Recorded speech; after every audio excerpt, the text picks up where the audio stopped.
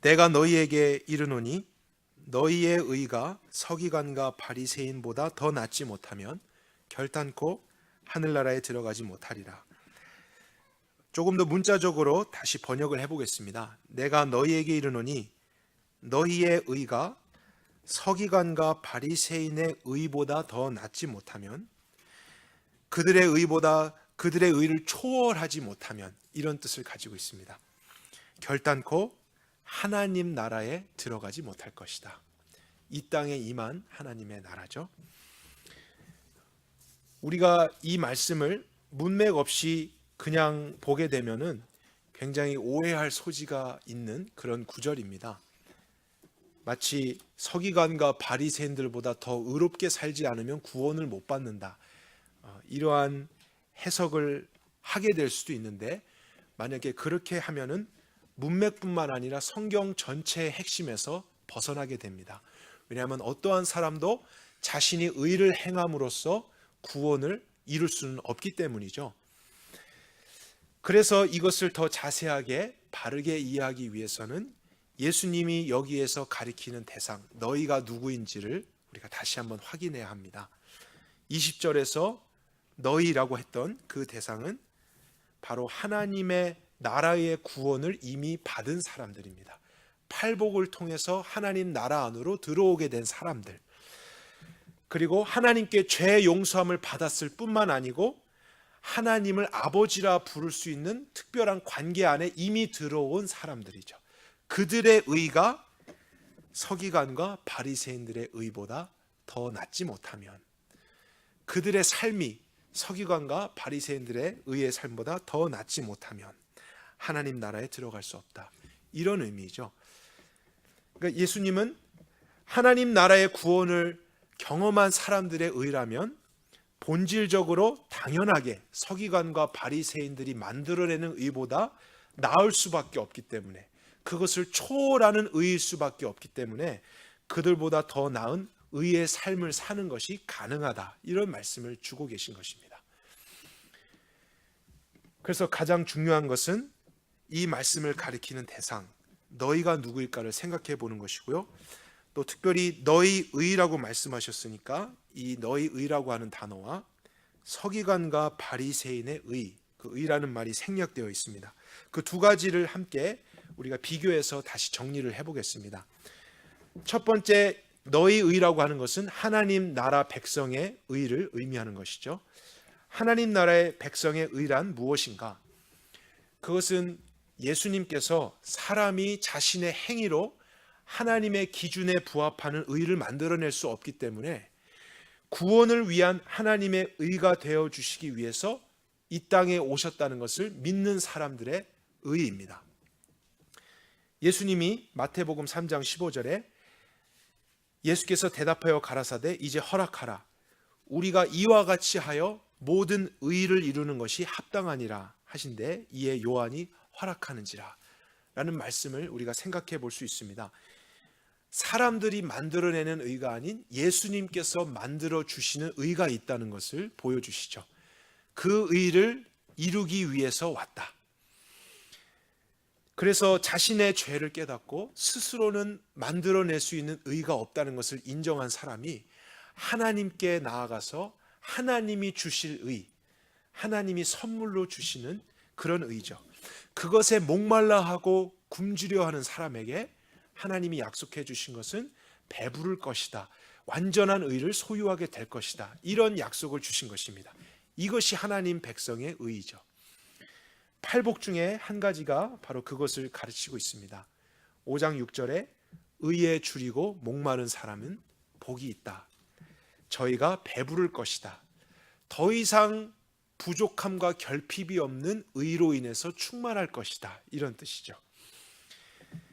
그래서 이렇게 본다면 하나님 나라 백성의 의라는 것은 스스로 자생적으로 만들어내는 의가 아니고 하나님께서 선물로 외부로부터 주시는 의를 믿음으로 받은 것임을 알 수 있습니다. 죄인임을 깨닫고 회개하는 모든 사람들의 마음 속에서부터 시작되는 의입니다. 근데 반면에 예수님께서 비교하시는 서기관과 바리새인의 의는 어떤 것이냐면 그것은 self righteousness입니다. 스스로 만들어내는 의죠. 그래서 마음이 아니라 행위에서부터 시작됩니다. 겉으로부터 무엇을 행함으로써 의를 키워가는 것이죠. 만들어가는 것입니다. 하지만 그러한 의가 하나님이 주시는 의와 같을 수가 없는 것이죠. 예수님이 모든 것을 만들어 주셔서 선물로 주신 의는 그 차원 자체가 하나님 차원입니다. 신적인 의죠. 그러나 서기관과 바리새인들이 만드는 의는 아무리 열심히 만들었을지라도 사람 수준의 의밖에는 되지 않습니다. 그래서 그런 의로는 하나님 나라에 못 들어가는 것이 당연하고, 또 하나님 나라 백성의 의를 얻은 사람만이 하나님 나라의 삶을 살 수 있는 것도 당연한 것입니다. 이러한 두 가지 차이를 조금 더 분명하게 보여주는 우리 예가 있는데요. 누가복음 18장에 있는 한 사건을 같이 한번 살펴보도록 하겠습니다. 누가복음 18장 10절입니다. 제가 대표해서 읽겠습니다. 여러분들이 눈으로 함께 따라와 주셨으면 좋겠습니다. 누가복음 18장 10절. 두 사람이 기도하러 성전에 올라가니 하나는 바리새인이요 하나는 세리라. 그래서 이제 바리새인에 대해서 먼저 나옵니다. 바리새인은 따로 서서 기도하기를, 하나님이여, 나는 다른 사람들 곧 착취하는 자나 불의한 자나 간음한 자와 같지 않고 이 세리와도 같지 않음을 감사하니이다. 나는 일해에 7일이죠. 7일에 2번씩 금식하고 나의 소득 전부의 11조를 드립니다. 바리새인은 하나님께 이렇게 기도하고 있었습니다. 그런데 13절부터는 세리의 기도가 나오죠. 세리는 멀리 서서 감히 눈을 들어 하늘을 우러러 보지도 못하고 다만 그의 가슴을 치면서, 하나님이여 불쌍히 여기옵소서, 나는 죄인으로소이다 하였느니라. 어쩌면 바리새인은 소리나게 기도했을지 모르고요, 이 세리는 속으로만 기도했을지도 모릅니다. 그런데 14절을 보면은 극명한 차이가 나타나죠. 내가 너에게 이르노니 이 사람이, 세리가 저 사람 바리새인보다 의롭다 함을 받고 집에 내려갔느니라. 무릇 자기를 높이는 자는 낮아지고 자기를 낮추는 자는 높아지리라. 여기서 중요한 의라고 하는 단어가 또 등장했습니다.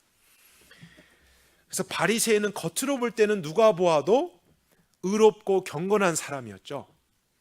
그러나 하나님의 기준에서는 의롭다함을 받지 못했습니다. 왜냐하면 그는 자신의 마음에서부터 죄를 깨닫고 나로서는 의를 이룰 수 없는데 하나님이 주시는 의가 필요합니다, 이런 것을 추구하지 않는, 행위를 통해서 스스로 만들어내는 의를 추구했던 사람이었기 때문에 하나님 나라에 합당하지 않는 사람의 예가 된 것입니다. 자신의 의를 추구하는 사람, 사람 수준의 의를 추구하는 사람이죠.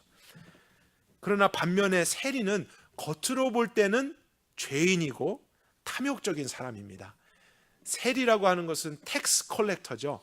그 당시 로마 앞잡이로서 자신의 민족, 가족들에게도 착취를 했던 사람입니다. 그런 사람이었지만 그는 놀랍게 하나님 앞에서 의롭다 함을 받습니다. 왜냐하면 우리 그 세리의 모습을 다시 한번 살펴볼까요? 13절에 보니까 하나님 앞에 나와서 감히 하나님이 계신다는 하늘을 바라보지도 못하고 가슴을 치면서 불쌍히 여겨주십시오, 나는 죄인입니다, 자신의 죄를 고백하죠. 마음에서부터 죄 때문에 가난해졌습니다. 그리고 애통해하죠. 회개합니다. 그리고 그것이 끝이 아니라 하나님께 용서를 구하고 하나님이 주실 어떤 의를 목말라 하는 것이죠.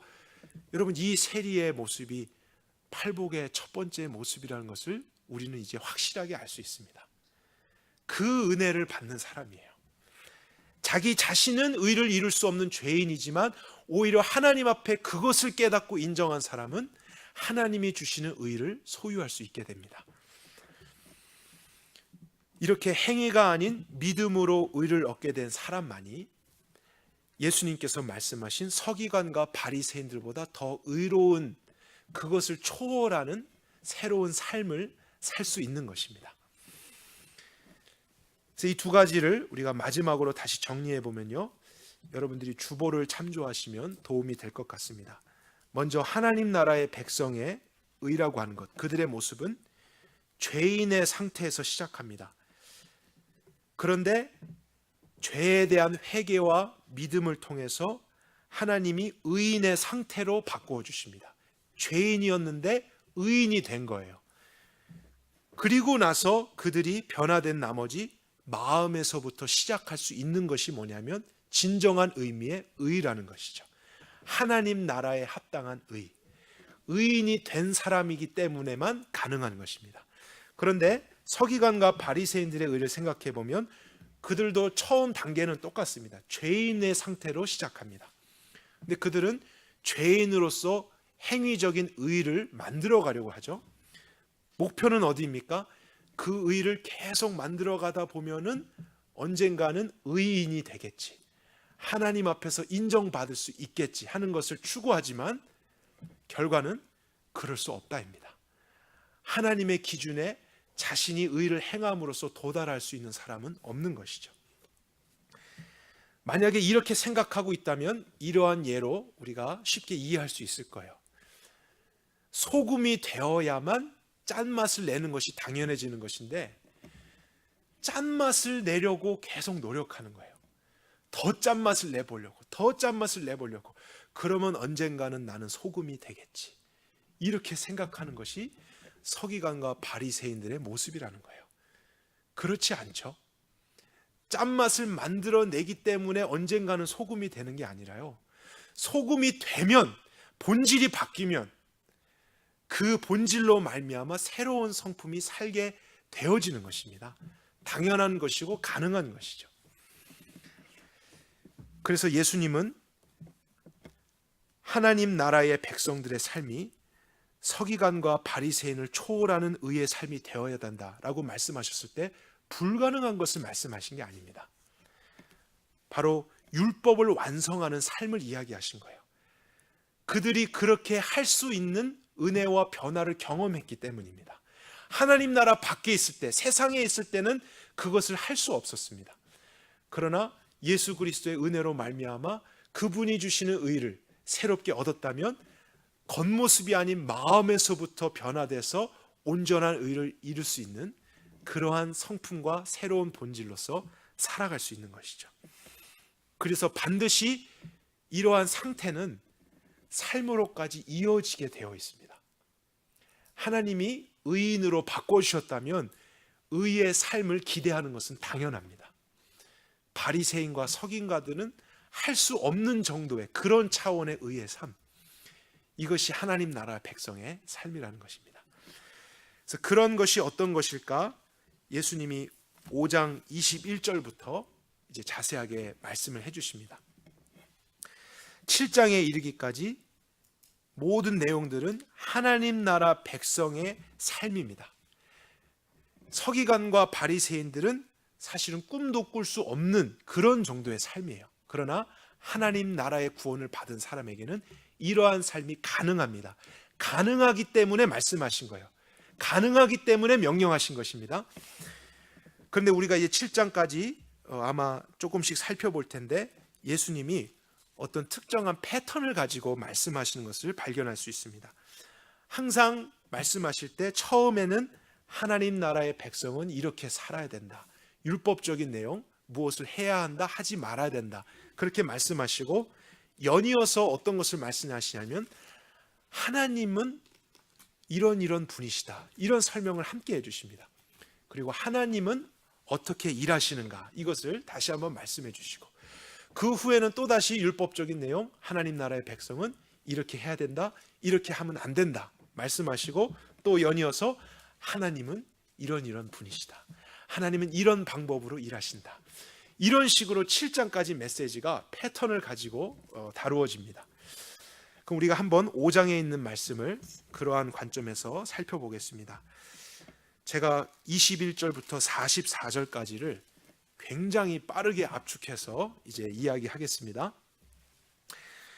하나님 나라의 백성의 삶, 그것은 마음에서부터 살인하지 않는 것이다. 마음에서부터 간음하지 않는 것이다. 마음에서부터 거짓 맹세하지 않는 것이다. 눈은 눈으로 이는 이로 갚지 말고 악한 자들에게도 선을 베푸는 것이다. 이웃만 사랑하지 말고 너에게 잘해주는 사람들에게만 잘해주지 말고 원수도 사랑하고 핍박하는 자를 위해서 기도해 주는 것이다. 여러분, 이것이 하나님 나라의 백성의 삶입니다. 이것은 하나님 나라의 백성이라면 당연하게 해야 되는 것들입니다. 여러분, 이 말씀을 들을 때 여러분 마음속에는 어떠한 생각과 느낌이 드십니까? 이것이 쉬운 것일까요? 아니면 어려운 것일까요? 한번 생각해 보십시오. 그러나 예수님은 이러한 삶을 반드시 살아야 하기 때문에 명령하신 것입니다. 아무나에게도 아니고 하나님 나라의 구원을 경험한 사람들에게 주시는 말씀. 이같이 말씀하시고 이제 45절을 보면 그 패턴이 나오죠. 이같이 한즉 하늘에 계신 너희 아버지의 아들이 되리니 하나님은 그 해를 악인과 선인에게 비추시고 비를 의로운 자와 불의한 자에게 주신다. 갑자기 이런 명령을 주시고는 하나님이 누구신가를 말씀해 주세요. 그런데 하나님이라고 하지 않고 뭐라 그랬냐면 하나님 아버지라 그랬습니다. 그리고 그 하나님은 어떻게 하시냐면 선한 사람에게만 필요한 걸 주시는 분이 아니고 또 의로운 사람에게만 은혜를 베푸시는 분이 아니고 악한 사람에게도 불의한 자에게도 은총을 베푸시는 분이시다. 이러한 말씀을 함께 해주시죠. 그리고 46절부터가 또 다른 패턴 나옵니다. 율법이죠. 너희가 너희를 사랑하는 자만을 사랑하면 무슨 상이 있겠느냐. 너희가 너희 형제에게만 무난하면 남보다 더하는 것이 무엇이냐. 하나님 나라의 백성이라면 사랑하지 않는 자도 우리가 사랑해야 한다는 것입니다. 형제, 친한 사람들에게만 교제하는 게 아니라 그러지 않는 사람도 섬기는 일이 있어야 한다는 거예요. 하나님 나라의 백성이면 당연하게 요구되는 삶. 그런데 이 말씀을 우리가 들을 때도 이것이 쉬울까? 할 수 있을까? 이런 생각이 들 수 있죠. 그렇게 말씀하시고 그러나 48절에 예수님은 또다시 하늘에 계신 너희 아버지의 온전하신 것 같이 너희도 온전하라. 하나님이 누구신가를 또 이야기해 주십니다. 하늘에 계신 너희 아버지를 닮아라, 이런 뜻인데요.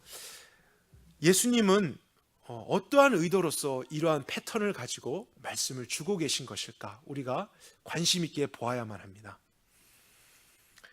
처음에 하나님 나라의 백성의 삶이란 마음에서부터 행동에 이르기까지 나타나는 온전함이죠.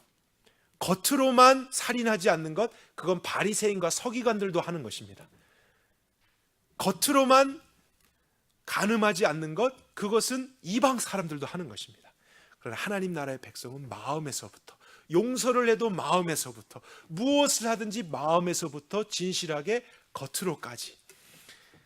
이것이 하나님 나라의 백성이라면 마땅한 삶인데, 우리 안에 아까 잠깐 생각해 보았지만 이러한 말씀을 들을 때 과연 내가 이것을 할 수 있을까 하는 정말 솔직한 질문들이 올라옵니다. 올라올 수 있습니다.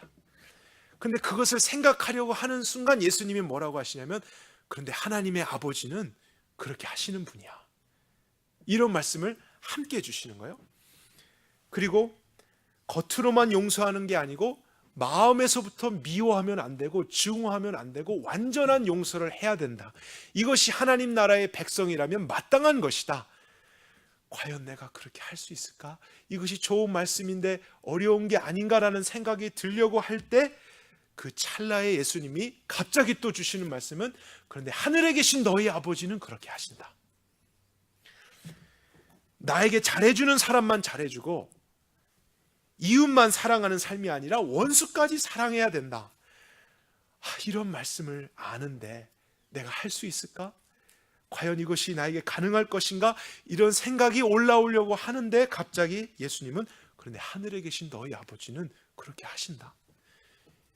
이렇게 말씀하시는 거예요. 우리가 생각할 기회를 안 주시는 거예요.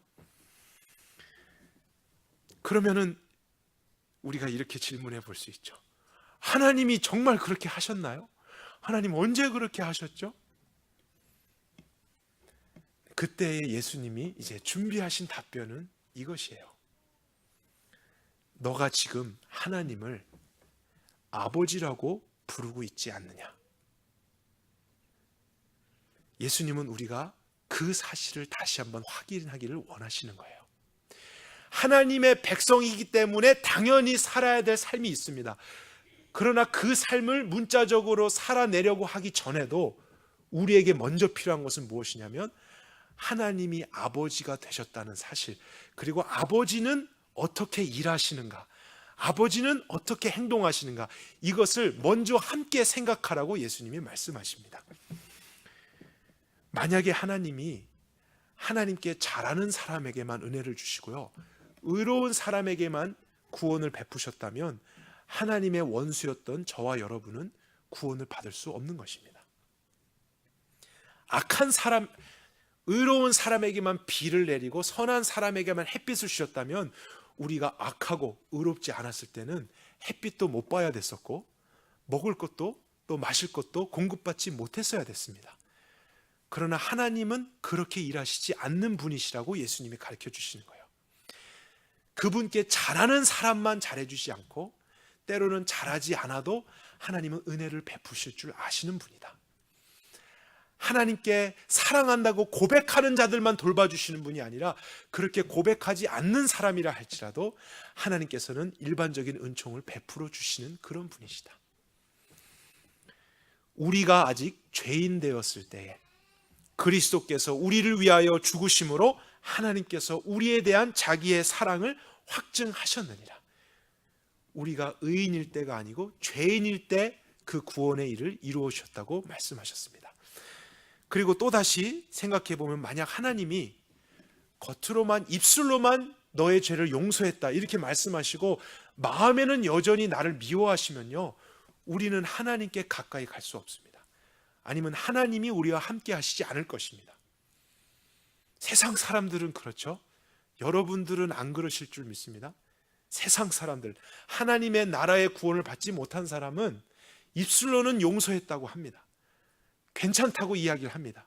근데 마음으로는 원수를 맺었습니다. 여전히 미움과 증오를 품습니다. 그래서 그 사람이 멀리서 나타나면 용서했다고 해도 이제 돌아가죠. 피해갑니다. 함께 하려고 하지 않아요.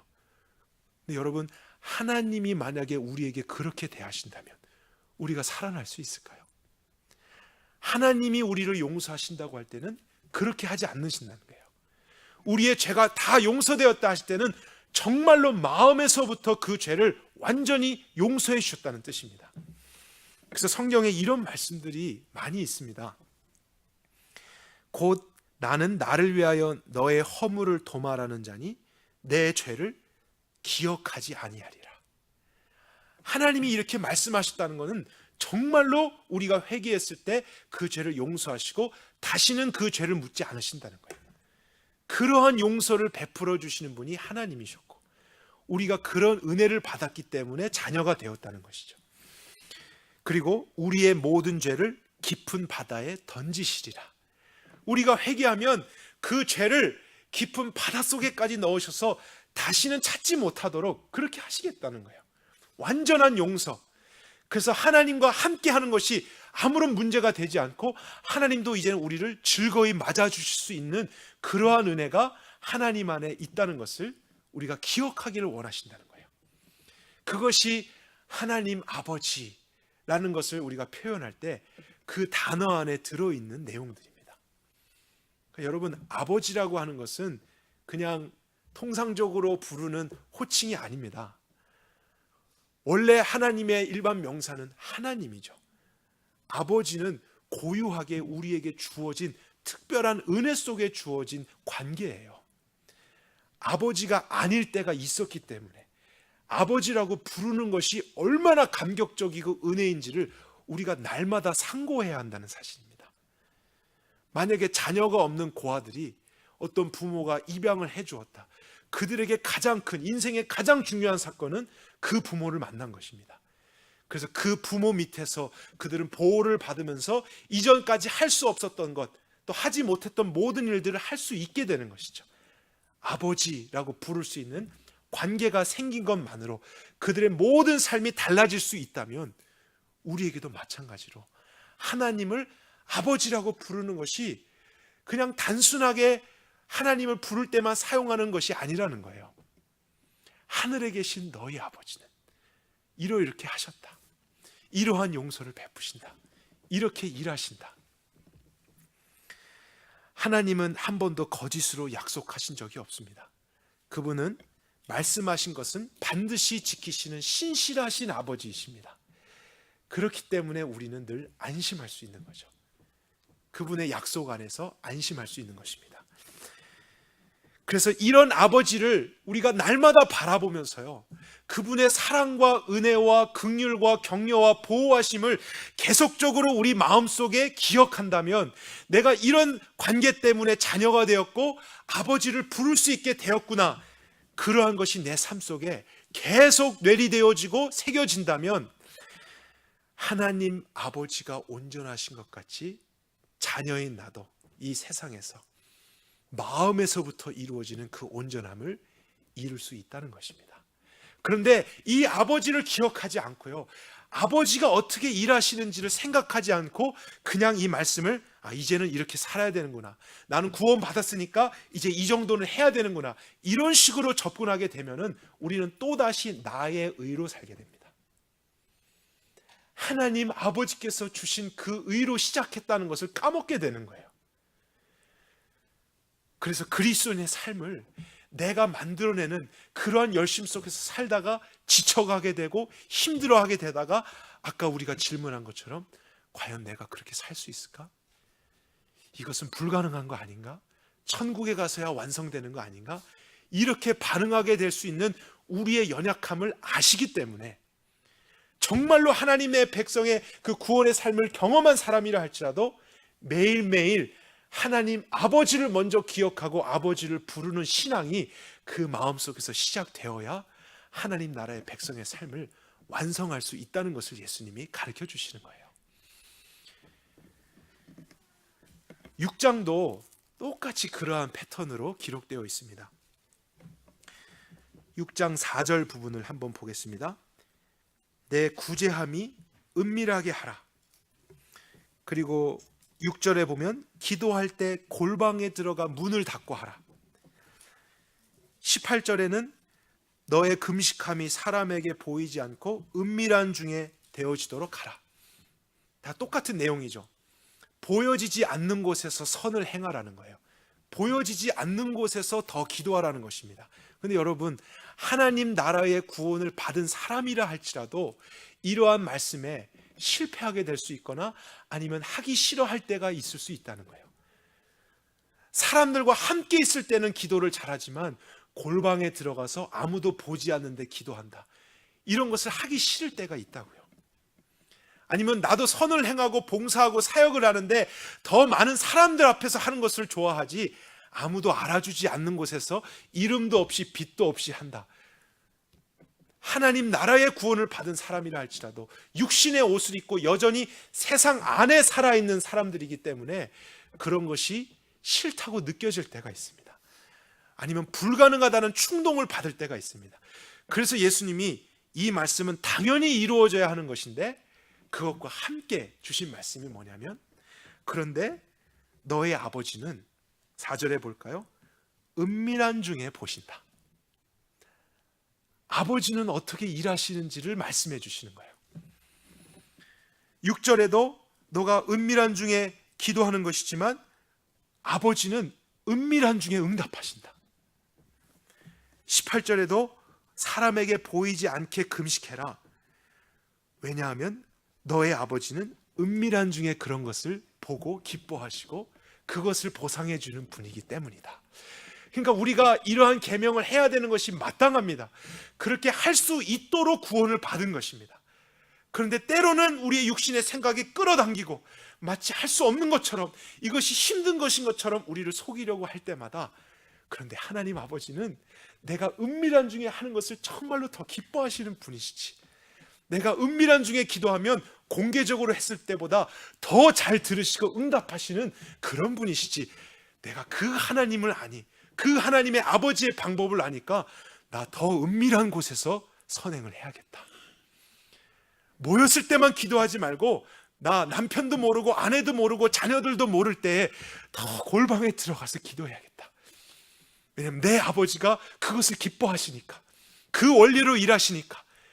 그래서 그 아버지를 알고 다시 한번 기억하고 아버지가 일하는 방식을 마음에 새길 때 할 수 없겠다는 생각들이 물러가면서요, 원래는 할 수 있었는데 그것을 할 수 있는 마음의 동기를 다시 얻는다는 거예요.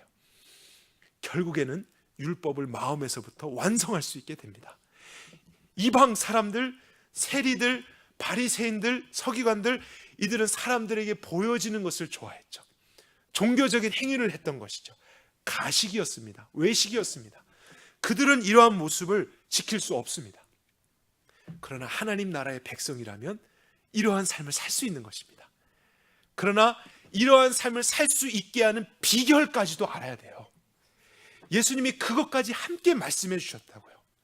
그렇게 살아야 된다만이 아니라 살 수 있도록 하는 지혜와 힘이 무엇인가? 바로 매일매일 어떠한 내용을 지키려고 하기 전에 하나님이 아버지라고 고백해라.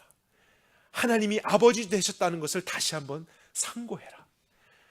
너가 하나님의 자녀로서 살아가고 있다는 것을 잊지 말아라. 하나님께서 은밀한 것을 더 기뻐하시고 그러한 방법으로 일하신다는 것을 기억해라. 그러면 하기 싫은 충동과 할 수 없겠다는 여러 생각들이 다가올 때마다, 아니지, 하나님은 이렇게 하시는 분이야. 하나님은 마음에서부터 용서하셔서 나를 그렇게 받아주시고 내가 잘하지 못할 때에도 나에게 은혜를 베푸셨던 분이니까 내가 지금 이 사람도 나에게 잘하지 못한 것이 있어도 사랑하는 것이 마땅하지. 하나님 용서합니다.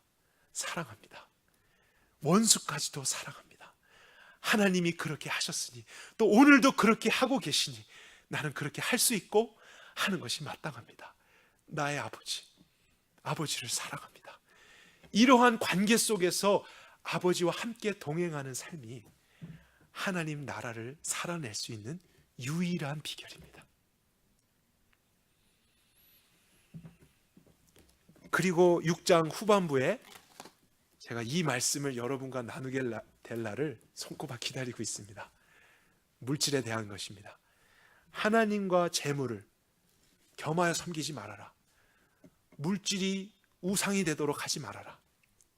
무엇을 먹을까 마실까 입을까 염려하지 말아라. 여러분, 하나님 나라의 백성이십니까? 이 말씀은 선택이 아닙니다. 반드시 이루어져야만 합니다. 그렇게 되어질 수 있도록 구원하신 것입니다. 그런데 그러한 구원을 받았을지라도 우리가 이 세상 안에 살고 있고 육체 가운데 거하고 있는 한 이것이 어렵다라는 느낌을 받을 수 있습니다. 이것이 가능하겠는가? 여전히 내 삶을 보면 염려할 것이 많습니다.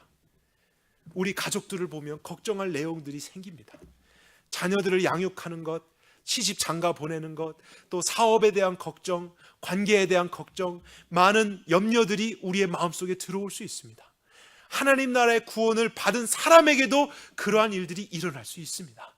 그래서 예수님이 이러한 율법적인 내용만 말씀하신 게 아니라요, 이것이 반드시 이루어져야 되는 것이 맞지만 그것을 이룰 수 있게 하는 비결도 같이 말씀하신 거예요. 그것이 무엇이냐면 너에게는 하나님 아버지가 있지 않느냐. 하나님 아버지를 보아라. 그분은 공중의 새도 먹이시는 분이시다. 그 아버지는 들에 있는 하루 폈다가 그냥 내일이면 져버릴 그 하찮은 들풀도 입히시는 아버지시다. 그런데 너가 그분의 자녀라고? 그러면 그러한 피조물보다 얼마나 더 존귀하니, 아버지에게는 아들과 딸이 얼마나 더 귀중하니 그분이 책임지시지 않겠느냐. 먹을 것, 입을 것, 마실 것 걱정하지 마. 아버지를 바라보아라. 순간적으로 우리는 아버지가 없다라는 생각 속에 살아가려고 한다고요.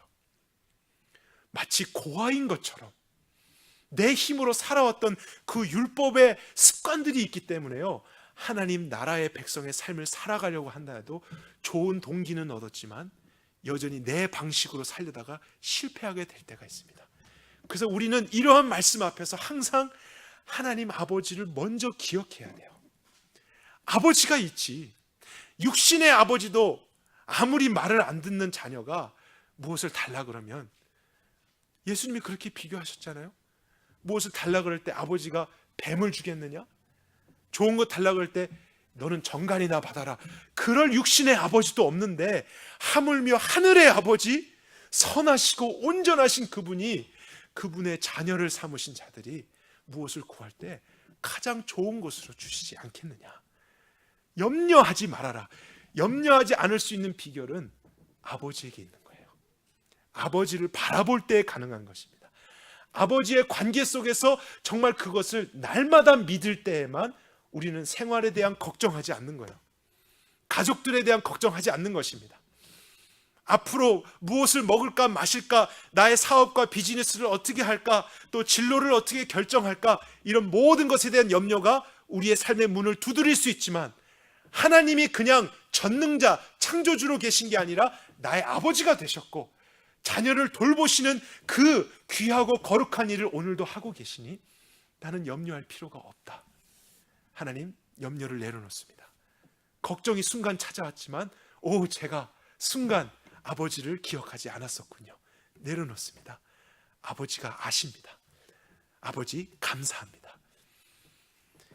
그렇게 아버지를 신뢰하는 삶, 아버지와 함께하는 삶, 아버지가 무슨 일을 하셨는가를 날마다 기억하는 것, 하나님께서 우리들을 위해 하신 모든 일이죠. 그리고 하나님의 하나님 되심, 이것을 성경에서 짧은 한 단어로 뭐라고 하는지 아십니까? 이것이 복음입니다. 하나님께서 하신 모든 일이 우리에게 기쁜 소식입니다. 이 복음이라는 큰 범위 안에는 십자가와 부활이라는 중요한 사건도 있죠. 그러나 그것은 죄인의 신분을 의인의 신분으로 바꿔주시기 위한 너무나 필요한 절차였습니다. 그러나 그것만이 복음은 아닙니다. 그것 외에도 하나님이 아버지가 되신다는 것도 복음입니다. 아버지가 그의 자녀들을 돌보신다는 것도 복음입니다. 아버지가 자녀의 기도를 들으시고 은밀한 중에 응답하신다는 것도 복음입니다. 우리의 기쁜 소식이에요. 그렇기 때문에 복음은 믿지 않는 사람들에게만 필요한 게 아니고 믿는 사람들에게도 날마다 필요한 거예요. 전도용으로 들고 나가는 것만이 복음이 아닙니다. 이제 정말로 믿고 하나님 나라의 백성에 대해서 그 뜻대로 살고 싶다. 그러나 그것을 살 수 있는 능력이 우리에게 없는 거예요. 그 능력마저도 주시는 하나님 아버지를 바라보고 날마다 복음을 먹고 복음을 내 마음과 영혼에 먼저 채울 때 그것을 할 수 있게 되는 것입니다. 그래서 복음은 하나님 나라로 들어올 수 있게 하는 유일한 길이 되지만 또한 그 하나님 나라의 삶을 살 수 있게 하는 유일한 능력도 됩니다. 복음은 죄인을 거듭나게 하는 메시지임과 동시에요, 거듭난 죄인이 거듭난 삶을 살 수 있도록까지 하는 메시지도 됩니다. 복음입니다, 여러분. 복음으로 시작했기 때문에 우리는 복음으로만 살아야 됩니다. 그리고 복음으로 마무리되는 거예요. 하나님의 은혜로서 우리가 시작했기 때문에 그 후에 나의 의로서 하나님의 나라를 이뤄가려고 하면 안 됩니다. 불가능한 거예요. 실패하는 거예요. 성취할 수 없어요. 그러나 계속 그런 잘못된 방식으로 가다 보면은 마치 하나님 나라의 삶을 사는 것은 불가능하다. 이러한 생각 속에서 나의 수준의 의를 이루는 삶을 살게 됩니다. 바리새인과 서기관 수준의 의의 삶을, 이방인과 세리 수준의 의의 삶을, 하나님이 아버지가 아닌 사람들의 수준의 삶을 살 수밖에 없게 될 수도 있습니다. 그거는 끔찍한 거죠. 마치 어떤 고아를 아버지가 또 어머니가 돼서 입양을 해줬는데 그 아버지 어머니가 없는 것처럼 그 고아가, 자녀가 살아간다고 생각해 보십시오. 얼마나 미련한 것인지, 얼마나 힘든 일인지. 그래서 하나님 나라의 삶은 아무나 살 수 있는 것이 아닙니다. 먼저 이 복음의 입구를 통해 하나님이 나의 아버지가 되셨다, 그 깊이와 넓이를 마음에서부터 경험한 사람만이 시작할 수 있는 것입니다. 왜냐하면 그 아버지라고 하는 한 단어 안에 우리가 아버지의 나라를 살 수 있게 하는 힘과 지혜가 같이 들어있기 때문이에요. 그것이 우리의 영의 능력이기 때문입니다. 그래서 우리는 다시 한번 어쩌면 확인해야 될지 모릅니다. 내가 하나님 아버지라고 부르는 것이 그냥 습관적으로 하는 것인가?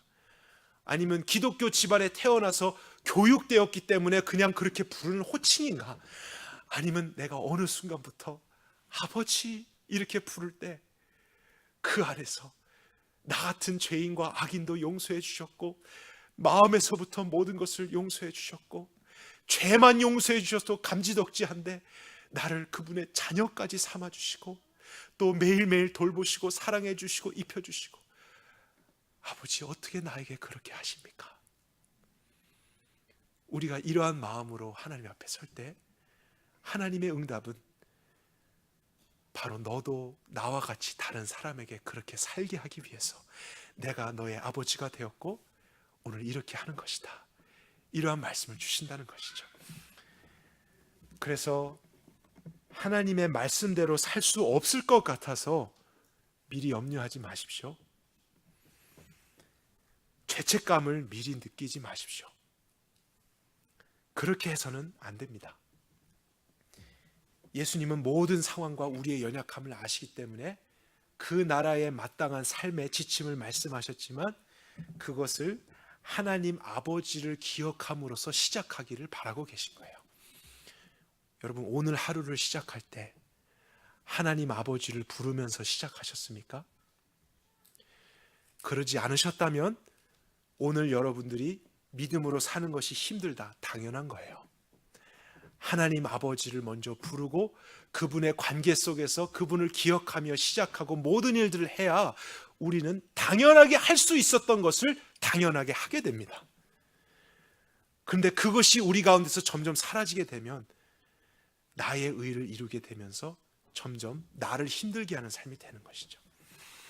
그래서 아버지의 사랑과 은혜 속에 먼저 날마다 우리의 마음이 충만해지고 강건해지는 것, 이것이 비결입니다.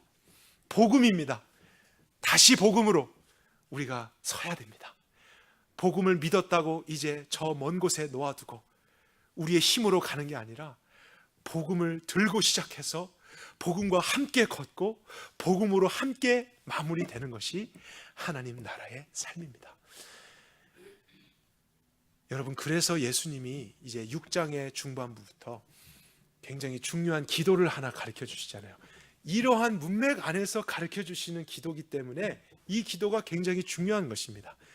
우리는 어떠한 행사를 마무리할 때만 주기도문을 많이 했던 경향이 있었습니다. 아니면 예배를 마칠 때 예배 마침용으로. 근데 여러분, 예수님이 그 기도를 가르쳐 주신 것은요, 하나님 나라의 백성이 그 나라의 삶을 살기 위해서는 반드시 이 기도를 해야 하기 때문에 가르쳐 주신 것입니다. 그 기도로 시작하라는 거예요. 그 기도를 하면서 살으라는 거예요. 그리고 그 기도를 통해서 마무리하라고. 그래서 그것은 주기도문이 아니라요, 하나님 나라 백성의 기도입니다. 어떻게 시작하죠? 하늘에 계신 우리 아버지요, 아버지를 먼저 부르면서 시작해요. 전능하신 하나님, 이게 아닙니다. 아버지입니다. 그 아버지라는 이름을 부를 때에 이미 내 마음속에 잘못된 생각과 찾아온 모든 육적인 감각들이 사라지게 되어 있어요. 하나님이 그렇게 역사하십니다. 그 원리를 다시 기억하고 아버지의 뜻이 하늘에서 이루어진 것처럼 이 땅에서도, 내 삶에서도, 우리의 가정에서도, 나의 직장에서도 이루어지게 하여 주옵소서. 하나님 아버지는 그렇게 하시잖아요. 그리고 아버지 나라가 이 땅 가운데 임할 것입니다. 임했습니다. 이러한 기도를 날마다 드리면서 사는 것. 그런 사람들은 하나님의 말씀을 마음에서부터 겉으로까지 완성하는 온전한 삶, 하늘에 계신 너희 아버지가 온전하신 것 같이 너희도 온전하라. 그렇게 할 수 있기 때문에 말씀하신 것입니다. 그리고 그렇게 할 수 있는 비결도 말씀하신 것입니다. 우리가 그렇게 행할 때 세상은 이 세상의 소금과 빛을 보는 것이죠. 하나님 나라를 보는 것이죠. 그리고 나서 그들이 하는 고백은 뭐냐면 이들이 한 것이 아니라 이들로 하여금 그렇게 하게 하신 하나님 아버지를 보게 된다 그랬습니다. 아버지께 영광을 돌리게 하라. 이것이 저와 여러분들이 이제 구원을 받은 후에 이 땅 가운데서 행해야 될 가장 중요한 삶의 모습인 것입니다. 하나님 아버지를 기억하십시오. 여러분, 그냥 통상적인 명칭으로 하나님 아버지 부르지 마십시오. 그 의미를 정말 알고 믿고 그 안에서 거하면서 부르십시오. 날마다 하나님 아버지를 부르십시오. 날마다 하나님 아버지를 기억하십시오. 그리고 그 아버지가 어떻게 여러분을 돌보시는지를 기억하십시오. 그래서 우리 모두의 삶을 통해서 하나님의 나라가 정말 힘있게 완성되기를 간절히 소망합니다. 같이 기도하겠습니다.